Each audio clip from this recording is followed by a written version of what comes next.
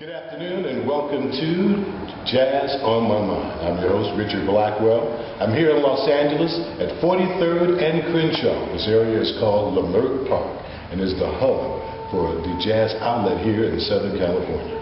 I'm happy to have with me this afternoon Mr. Matt Gibson, a young man who is not only a great jazz enthusiast, but has an outstanding knowledge of jazz. And you also manage this facility where we are. It's called the World Stage. That's correct. Matt, why don't you start by telling me how deep is your love for jazz? Well, I have a lifelong love for jazz. I've listened to nothing else. My whole life has been focused around my love for jazz music. I had an uncle who was a collector of jazz music when I was a child. So my earliest music that I had a chance to really, hear some things in music was with jazz. My uncle kind of turned us on to it. And the first album I ever bought, I think when I was about 15 or 16 years old, was a John Handy album, an alto saxophone called If Only We Knew. And some people might remember John Handy had a big hit called Hard Work. That's right. Back in the 70s. Yeah, and I've loved jazz my whole life, listened to jazz music and all my life, and now I'm privileged to be the day-to-day manager of the World Stage here in Leimert Park. Now, speaking of the World Stage, Billy Higgins. Billy Higgins, magic words. When you say that name, it sends chills up and down your spine. No question about it. Tell us why. We love Billy Higgins. Billy Higgins was our founder of the World Stage. This is the year 2008 in November. And the World Stage has now been here 19 years. We're going into our 20th year. And it was founded by Billy Higgins, a really wonderful musician, incredible musician, respected by everyone in jazz. We understand that he's the most recorded drummer in the history of jazz music, bar none. He appears on literally hundreds of recordings. But not only was he a great musician, he was a great human being. He was a very, very nice person. People liked him. He was just a likable fellow. And even though he was renowned, he made you feel like you were a regular person, that he liked you, and that he encouraged so many musicians to play. He didn't care what level you played on. He could see opportunity to improve, and he would help you with that. Children flocked to him. He had a natural attraction for children. We have children's programs here at the World Stage on Monday nights. We have a children's drum workshop here that is coordinated by one of Billy Higgins' most renowned proteges, Cornell Fowler. Wow, Monday night. Yes. To this day, we have children's programs. We have children as young as 2, 3 years old who come here on Monday nights. Are you serious? To learn the fundamentals of jazz. Upstairs, we have a miniature professional drum kit on which the shorties can learn. So Billy started all that. Even when he was ailing, and he would come down on Monday nights and still give his time to the children. So there's hundreds and hundreds of children who have learned the fundamentals of jazz here in the World Stage and can say that Billy Higgins, the greatest drummer in the history of jazz, showed them the fundamentals and the most recorded. And the most recorded, and it makes you proud. It does. When you can say that. Now, you said that happens on Monday. Yes. Now, is the facility available 7 days a week? What goes on here other than Monday nights? Listen, we have so many programs.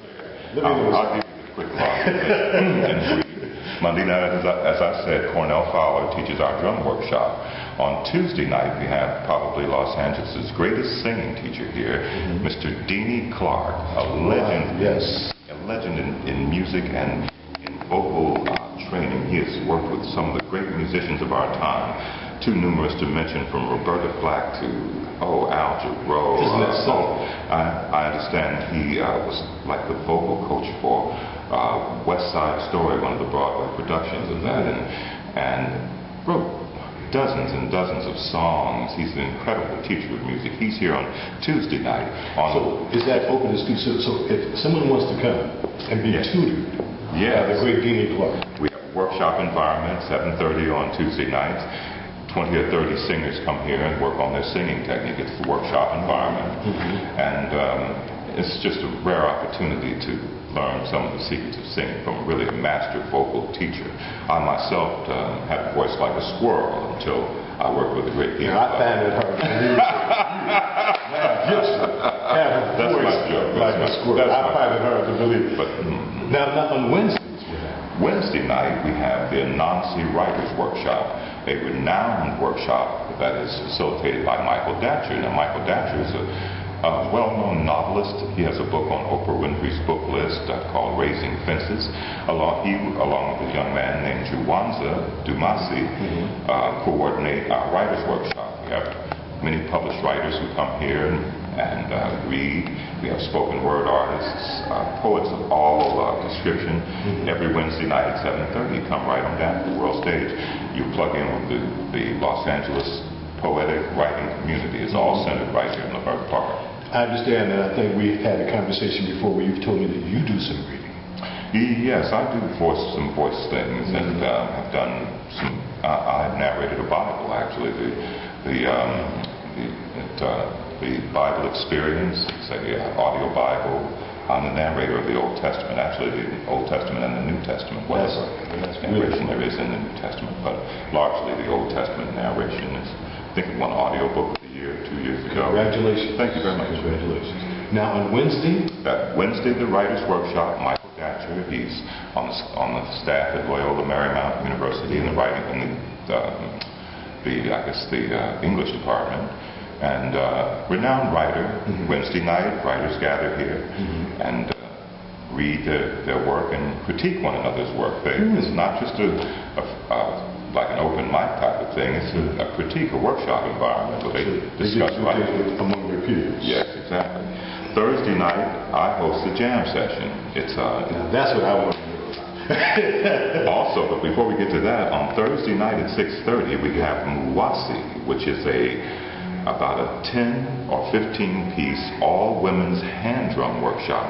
They play the djembe, the West African rhythms with the djembe drums. All women, they get gigs, they train here at the world stage. That's all women, 13 women sometimes playing djembe drums, the hand drums, African drums. Yes. After that's over on Thursday night, we have a jam session. I host that. Musicians from all the city of Los Angeles come here and play in a jam set environment. That's on Thursday night. Friday and Saturday night, we have live bands.